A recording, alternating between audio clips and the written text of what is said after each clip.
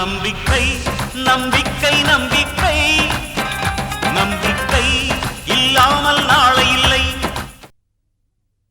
உனக்கு என்ன வேலை தெரியும்? வீட்டு வேலையெல்லாம் தெரியுமா? பிறந்த குழந்தைய குளிப்பாட்டி பாத்துக்க தெரியுமா? அண்ணே, நாமளே இந்த மாதிரி ஒரு ஆளுதான் தேடிட்டு இருந்தோம். பேசாம இவங்களே நம்ம வீட்டோட வச்சுக்கிட்டா என்ன? விசாலா, அவங்க விருப்பப்பட்டா கூட்டின்னு போலாம். சரி அண்ணே. சரிங்க ஐயா, நான் வரேன்யா. வண்டியில இருந்த போலாம். வாங்க அண்ணே, வாமா.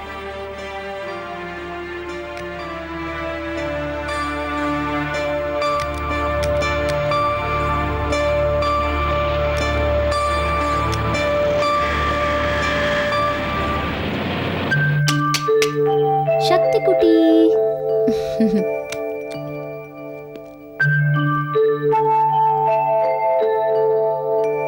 வாமா, பயப்படாத வா. நந்தினி, அவ பேர் வனஜா. வணக்கம்மா. யாருப்பா இவங்க? யாரோ பாவமா ரொம்ப கஷ்டப்படுறாங்க போல இருக்கு. நம்ம கார் முன்னாடி விழுந்து தற்கொலை பண்ணிக்கிறதா.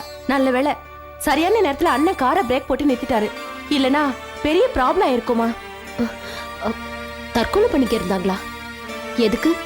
வருமாதாமா காரணம். என் புருஷன் என்னை விட்டு வேறொரு பொம்பளையோட போயிட்டாரு. என் பிள்ளைங்களை காப்பாற்ற முடியாம ரொம்ப கஷ்டப்படுறேம்மா. அந்த ஆளை சும்மாவா விட்ட? நான் என்னமா பண்ண முடியும்? ஒத்த பொம்பளையா இருந்துகிட்டு என்ன செய்ய முடியும்? இந்த மாதிரி சில பொம்பளைங்க நினைக்கிறதுனால தான் ஆம்பளைங்க தொடர்ந்து தப்பு பண்ணிட்டு இருக்காங்க. அதுக்கு பலியாடுது சில அப்பாவி பெண்கள் தான். நந்தினி, வனஜாவுக்கு வீட்டு வேலை எல்லாம் நல்லா தெரியுமாமா. அது மட்டும் இல்ல, குழந்தை குளிப்பாட்டுற வேலை கூட நல்லா தெரியுமா. அதனாலதான் நம்ம பாப்பாவை பாத்துக்கிறதுக்கு நானும் அண்ணனும் முடிவு பண்ணி இவங்களை இங்க கூட்டிட்டு வந்திருக்கோம். அதனால என்ன, தாராளமா இருக்கட்டும். ஆமா, உங்க வீடு எங்க இருக்கு? எனக்குன்னு வீடு கிடையாதுமா. ஊர்ல இருக்கிற எங்க அம்மா வீட்டுல தான் பிள்ளைங்களை விட்டுட்டு வந்திருக்கேம்மா. அப்படியா? அப்ப ரொம்ப வசதியா போச்சு. இங்கே எங்க கூட தங்கியிருந்து எங்க குழந்தைய பாத்துக்கோ. ரொம்ப நன்றிமா. குடுங்கம்மா. குழந்தைக்கு என்னம்மா பேர் வச்சிருக்கீங்க? சக்தி. அஜ்ஜோ செல்லம்.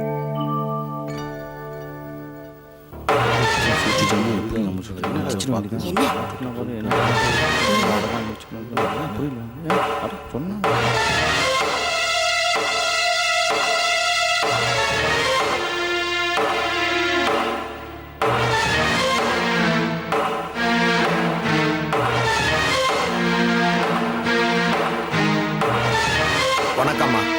வணக்கம்மா. வணக்கம் சுவாமி. நாம போட்ட திட்டப்படி வனஜா நந்தினி வீட்டுல வேலைக்கு போய் சேர்ந்துட்டா. இது நமக்கு கிடைச்ச முதல் வெற்றி. இந்த மாதிரிலாம் எனக்கு யோசிக்கவே தெரியாது சுவாமி. வெளுத்ததெல்லாம் பால் நினைச்சே வாழ்ந்துட்டு இருக்கேன். இனிமே உங்க கூட பழகிதான் நானும் இதை கத்துக்கணும். இனிமே உங்களுக்கு எந்த பிரச்சனையும் இல்ல. சுவாமி கனகானந்தா எல்லாத்தையும் கவனிச்சுப்பாரு. இனி அடுத்த கட்ட நடவடிக்கை என்ன சுவாமி? இனிமே நந்தினியோட குழந்தைய விட்டு வைக்க கூடாது. வர்ற சித்ரா பௌர்ணமி ராத்திரி நந்தினியோட குழந்தைய அவ கிட்ட இருந்து பறிச்சிட வேண்டியதுதான். அதுக்கப்புறம் நமக்கு ஒன்றும் பிரச்சனை வராதே. ஒரு பிரச்சனையும் இல்ல, எல்லாத்தையும் நான் பாத்துக்கிறேன். வனஜா, சாமி, உன் வேலை என்னன்னா வர்ற சித்ரா பௌர்ணமி ராத்திரி நந்தினியோட குழந்தைய எடுத்துட்டு வந்து என்கிட்ட தர்ற. சரிங்க சாமி. அது வரைக்கும் நந்தினியோட வீட்டுல எல்லாருடைய மனசுலையும் நம்பிக்கையானவளா நீ நடந்துக்கணும். யாருக்கும் உன் மேல சந்தேகம் வரக்கூடாது. சரி சாமி. என்கிட்ட இருந்து உனக்கு சிக்னல் வந்ததும் நந்தினியோட குழந்தைய தூக்கிக்கிட்டு வந்து என்கிட்ட கொண்டாந்து கொடுத்துரு. அப்படியே செய்யற சாமி. இப்ப நீ போகலாம். சுவாமி, சிந்தாமணி அம்மாவுக்கு வேற ஏதோ பூஜை போடணும்னு சொன்னீங்களே? ஆமா ஆமா, சிந்தாமணி அம்மாவுக்கு சொர்ண தோஷம் இருக்கு. ஸ்வர்ண தோஷமா? அப்படின்னு என்ன சுவாமி? உன்கிட்ட இருக்கிற நகையில ஏதோ ஒரு நகை உனக்கு ஏத்துக்கல. அது எதுங்கிறத நாம கண்டுபிடிச்சாகணும். அதுக்கு என்ன செய்யணும்? உன்கிட்ட இருக்கிற எல்லா நகைகளையும் வச்சு நான் பூஜை பண்ணி ஆகணும். அப்படி பூஜை பண்ணிட்டா அதுல உள்ள தோஷங்கள்லாம் போயிடும். அப்புறம் பாரு, உனக்கு நகைக்கு மேல நகையா வந்து சேரும். என்னைக்கு சுவாமி இந்த பூஜை பண்ணணும்? அவசரப்படாத, அதையும் நான் காடு கிட்ட கேட்டு உன்கிட்ட சொல்றேன். சுவாமி கிளம்பலாமா? வரேம்மா. சர்வமங்கலம் உண்டாகட்டும்.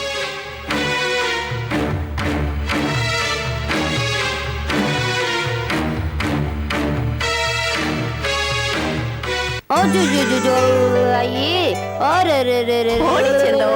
ஓமா. ஓ, சரி, ஐயே சரி. வாழணுமா என்ன என்ன என்ன என்ன செல்லம்? என்ன வனஜா குழந்தை ரொம்ப அழறாளா அழக்கூடாது. அடடே என் பேத்தி பவுடர் எல்லாம் போட்டு தயாராயிட்டு இருக்கா போல் இருக்கே. விட்டா ஆபீஸ் போய் ஆபீஸே நடத்திடுவா போல் இருக்கே. உங்க பேத்தி தானேப்பா உங்கள மாதிரி சுறுசுறுப்பா தானே இருப்பா இத பாருங்க, என் பேத்திக்காகவே ஒரு கம்பெனி வாங்க போறேன். வாங்கி அதுக்கு சக்தி இண்டஸ்ட்ரீஸ்னு பேர் வச்சு ஆரம்பிக்க போறேன். அண்ணே, சக்தி பிறக்கிறப்பவே கோடீஸ்வரியா பிறந்திருக்கா. ஆனா நந்தினி பிறக்கும் போது எப்படி இருந்தான்னு எனக்கு தெரியாது.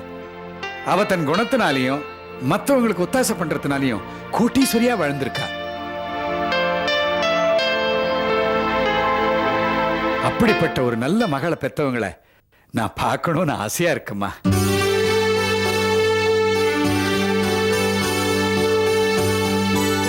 கங்கா, நந்தினி பெத்தவங்களை நான் பார்க்கணும்னு ஆசைப்பட்டது உண்டு. அவங்க எங்க இருக்காங்கன்னு நான் கண்டுபிடிக்கணும்னு கூட நினைச்சது உண்டு. ஆனா இப்போ நந்தினிக்கு சொந்தம்னு சொல்லிக்கிட்டு யாரும் வரக்கூடாதுன்னு நான் நினைக்கிறேன். ஏன் தெரியுமா? என் மக நந்தினியும் என் பேத்தியும் இனிமே என்னால பிரிஞ்சே இருக்க முடியாது. நந்தினிக்கு சொந்தம்னு சொல்லிட்டு உரிமை கொண்டாட யாராவது வந்துட்டா அடுத்த நிமிஷம் நான் உயிரோட இருக்க மாட்டேன்.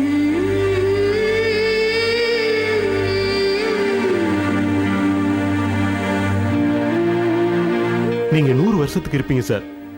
உங்ககிட்ட இருந்து நந்தினி யாராலையுமே பிரிக்க முடியாது. அப்படியே யாராவது பிரிக்கணும்னு நினைச்சாலும் நான் போக மாட்டேப்பா. இந்த ஜென்மம் மட்டும் இல்ல, இனி எவ்வளவு ஜென்மம் எடுத்தாலும் நான் உங்களுக்கு தான்ப்பா மகளா பிறப்பேன்.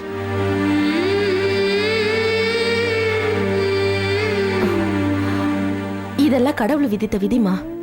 அதை மாத்த யாராலையும் முடியாது. சரிம்மா, அப்ப நான் வரேன்.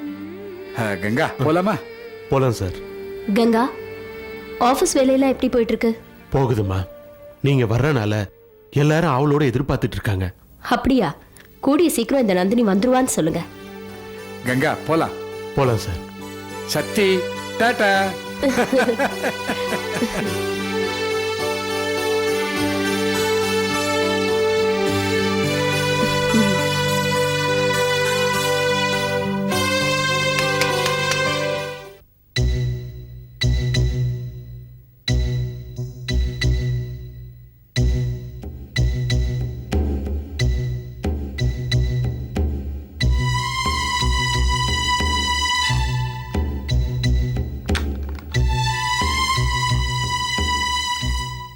சார், எல்லா செக்கப்பும் பண்ணிட்டேன். நார்மலா தான் இருக்கு. இன்னும் 2-3 டெஸ்ட் எடுக்கணும். நெக்ஸ்ட் மந்த் வரும்போது என்னோட கிளினிக்கு கூட்டிட்டு வாங்க. சரிங்க டாக்டர். வரேன் வரேன். ம்.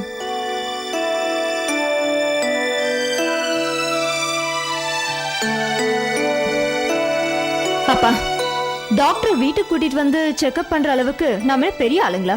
என்னம்மா பண்றது? நீ செக்கப்புக்கு ஆஸ்பத்திரிக்கு வாங்க வரமாட்டேங்கிற. அதான் உங்க அண்ணன் பிரேம் வாரம் ஒரு தடவை வீட்டுக்கே வந்து செக்அப் பண்ற மாதிரி டாக்டர் ஏற்பாடு பண்ணிட்டு போயிட்டான். ஆமா அண்ணி, உங்களை ரொம்ப ஜாக்கிரதையா பாத்துக்க சொல்லி உங்க அண்ணன் எனக்கு ஆர்டர் போட்டு போயிருக்காரு. அண்ணன் எப்பவுமே அப்படிதான் முரட்டுத்தனமான பாசம் வைப்பாரு. உண்மைதான் அண்ணி. எங்களுக்கு கல்யாணம் ஆன புதுசுல உங்க அண்ணனை நான் சரியா புரிஞ்சுக்கல. பல சந்தர்ப்பங்களை நான் அவரை தூக்கி எறிஞ்சு பேசியிருக்கேன். இருந்தாலும் உங்க அண்ணன் என்னை ரொம்ப பொறுமையா பாத்துக்கிட்டாரு. சின்ன வயசுலேருந்தே அவன் அப்படித்தாம்மா. எல்லார் மேலேயும் ரொம்ப பாசமாக இருப்பான். எப்படியாவது மாப்பிள்ளையை தேடி கண்டுபிடிக்காம வீட்டுக்கே வரமாட்டேன்னு எங்கெங்கேயோ தேடிக்கிட்டு இருக்கான்.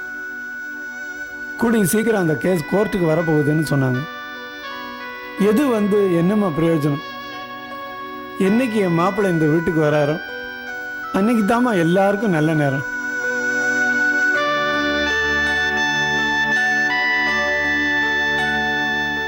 அண்ணா செல்ல குட்டி. என்னம்மா, அப்பா ஆபீஸ்ல இருந்து வர நேரமாச்சு. நீ போய் சாப்பாடு எடுத்து வை. இந்தாங்கம்மா.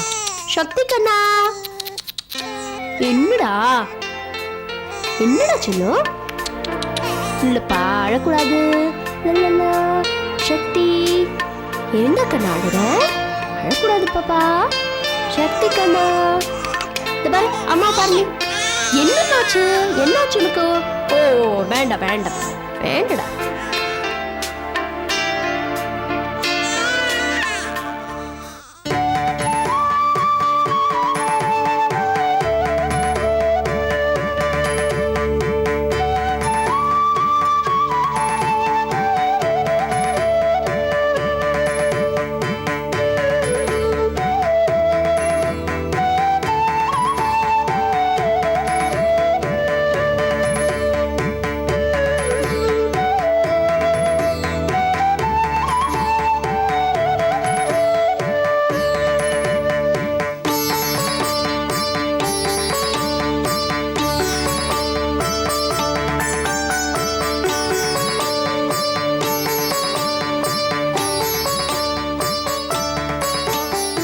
விசாலம்மா, விசாலம்மா, நந்தினி என்னமோ இன்னைக்குதான் புதுசா பாக்குற மாதிரி பாத்துக்கிட்டு இருக்கீங்க. நந்தினியே ஒரு குழந்தையா இருந்தா இன்னைக்கு அவளே ஒரு குழந்தைக்கு தாயாயிட்டா. காலம் எவ்வளவு வேகமா ஓடுது பாத்தீங்களா அண்ணே? ஆமாம்மா. அண்ணே, நந்தினி உங்க மகதான் தெரிஞ்சிருந்தோம் எப்படி எப்படி அண்ணே உங்களால சொல்லாம இப்படி மறைக்க முடியுது? அனாதே அவளை நான் போட்டு போனவம்மா. அவளை மறுபடியும் பாப்பன்னு கனவுல கூட நினைக்கல. இப்ப அவ நிழல்லையாவது நிக்கிறேன்னு.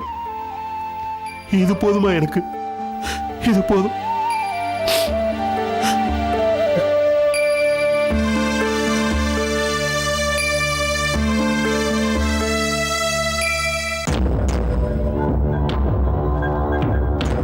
வணக்கம்மா. வணக்கம் சுவாமி. இந்த பணம் பத்தாதும்மா, நிறைய செலவு இருக்கு. பௌர்ணமி நெருங்க நெருங்க சுவாமி பெரிய லெவல்ல பூஜை போட்டுக்கிட்டு இருக்காரு. கொஞ்ச நேரத்துக்கு முன்னாடி தான் வக்கீல் வந்து 10,000 ரூபாய் பணம் வாங்கிட்டு போனாரு. கூடி சீக்கிரமே அந்த நந்தினி கேஸ் விசாரணைக்கு வருது. அந்த நந்தினிய எப்படியாவது பர்மனண்டா உள்ள தள்ளிடணும். முடிஞ்சா அவளுக்கு ஆயுள் தண்டனையை வாங்கி கொடுத்துடணும். அதுக்காகத்தானே சிந்தாமணி ஸ்பெஷலா பூஜை பண்ணிட்டு இருக்கேன். இந்த வழக்கிலிருந்து நீ ஜெயிக்கிறதுக்காக சட்டநாதருக்கு ஒரு பூஜை பண்ணி ஆகணும். அதுக்காக வைத்தீஸ்வரர் கோயில் வரைக்கும் போய் வரணும். எல்லாம் உங்களுக்காகத்தாம்மா சாமியார் செய்யறாரு. பெரிய பெரிய கோடீஸ்வரன்லாம் பூஜை போட கூப்பிட்டாங்க. அங்கெல்லாம் போகாம நமக்காக சாமியார் இங்க வந்து உட்கார்ந்துருக்கிறாரு. ரொம்ப நன்றி சுவாமி. இன்னைக்கு என் கையில பணம் இல்லை, இன்னும் 2 நாள் ரெடி பண்ணி தரேன். கம்பெனி என் கையில இருந்த வரைக்கும் என் கையில எப்பவும் பணம் இருந்துகிட்டே இருக்கும். ஆனா இப்போ கம்பெனி பேர்ல இருக்கிற பணத்தை எடுக்க கூடாதுன்னு அந்த நந்தினி கேஸ் போட்டு முடக்கி வச்சிருக்கா. அதனால பேங்க்ல என் பேர்ல இருக்கிற எஃப்டியை உடைச்சுதான் உங்களுக்கு பணம் கொடுக்கணும். சிந்தாமணி, இப்போ எஃப்டியை உடைக்கிறது பெருசு இல்ல, கேஸை உடைச்சாகணும், அதுதான் முக்கியம். பரவாயில்ல சுவாமி, நான் எப்படியாவது பணத்தை ரெடி பண்ணி கொடுத்துடுறேன். சிந்தாமணி, உன் மகன் வசந்த் வீட்டை விட்டு போய் பல நாள் ஆயிடுச்சு. அவன் உயிரோட இருக்கணும், அதுதான் என்னோட ஆசை. ஒருவேளை அவன் உயிருக்கு வேற மாதிரி ஆயிருந்தா அந்த ஆவியும் இந்த வீட்டை தான் சுத்தும். அதையும் நான் தான் விரட்டி ஆகணும். ஆவியா? என்ன சுவாமி சொல்றீங்க? இதெல்லாம் கேட்டா எனக்கு பயமா இருக்கு. உன்னை பயமுறுத்தணும்னு நான் சொல்லல, உண்மையத்தான் இந்த சாமி சொல்லும். உன்னை சுத்தி பல ஆபத்துகள் இருக்கு, பயப்படாதே. எல்லாத்தையும் நான் கொஞ்ச நாள்ல கரெக்ட் பண்ணிடுறேன். எனக்கே சுவாமி இப்படி நிம்மதி இல்லாம இருக்கு. எல்லா பிரச்சனையும் உங்க பேத்தி பிறந்ததுனாலதான். நந்தினி குழந்தைய மட்டும் தூக்கிட்டு வந்த பிறகு பாருங்க, உங்க செல்வாக்கு பழையபடி உயர ஆரம்பிச்சிடும். எப்படியோ சுவாமி, எனக்குன்னு இப்ப யாருமே இல்ல. முழுக்க முழுக்க நான் உங்களை தான் நம்பி இருக்கேன். என்ன நம்பினவங்கள நான் என்னைக்குமே கைவிட்டது கிடையாது, பயப்படாதீங்க. சுவாமி, வரமா. சர்வமங்கலம் உண்டாகட்டும்.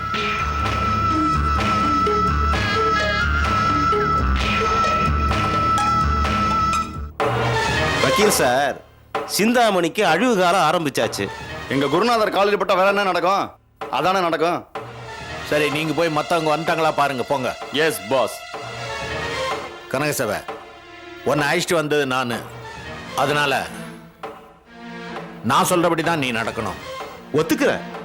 ஆனா நம்ம 2 பேருடைய நோக்கம் ஒண்ணுதானே. சிந்தாமணியோட நகைகளையும் பணத்தையும் அடிக்கணும். அதை விட்டுட்டு நம்ம 2 பேரும் அடிச்சுக்கிட்டா என்ன சார் பிரயோஜனம்? அதனால நான் பிளான் போட்டபடி நீ நடந்துக்க போதும். வக்கீல் சார், நம்மள மாதிரி ஃப்ராட் பண்ற பார்ட்டிங்கெல்லாம் ஒருத்தருக்கு ஒருத்தர் உண்மையாவும் ஒற்றுமையாவும் தான் நடந்துக்கணும். நம்ம தொழில நாணயத்தை வச்சு தானே நடக்குது. நான் ஏன் சார் உங்களை மீறி போறேன்? நீங்க மீறல. உங்களுக்கு சிந்தாமணியை பத்தி முழுசா தெரியாது. 2-3 குடும்பத்துங்களோட சொத்தை அடிக்கணும்னு நான் பிளான் பண்ணிக்கிட்டு இருக்கிறேன். அதாவது மல்டி பிளான் சிஸ்டத்துல ஒர்க் பண்ணிட்டு இருக்கேன். நான் சொல்றதை நீங்க கேட்டீங்கன்னா உங்களுக்கு ராம்கோபால் வர்மா சொத்துலயும் பங்கு தரேன். சரி வக்கீல் சார், நீங்க சொல்றதையெல்லாம் நான் கேட்டுக்கிறேன். நம்ம முதல் நோக்கமே சிந்தாமணி அம்மா கிட்ட இருக்கிற பணத்தையும் நகைகளையும் அடிக்கிறது தான். சிந்தாமணிக்கு சொந்தம்னு சொல்லிக்கிறதுக்கு யாரும் கிடையாது. அவளை கொலை செஞ்சா கூட ஏன்னு கேட்கறதுக்கு நாதி கிடையாது. முதல்ல சிந்தாமணியோட சொத்தை சீக்கிரமா சுருட்டணும். அதுக்கு என்ன வழின்னு யோசிங்க வக்கீல் சார். அதுக்கு வழி நான் சொல்றேன்.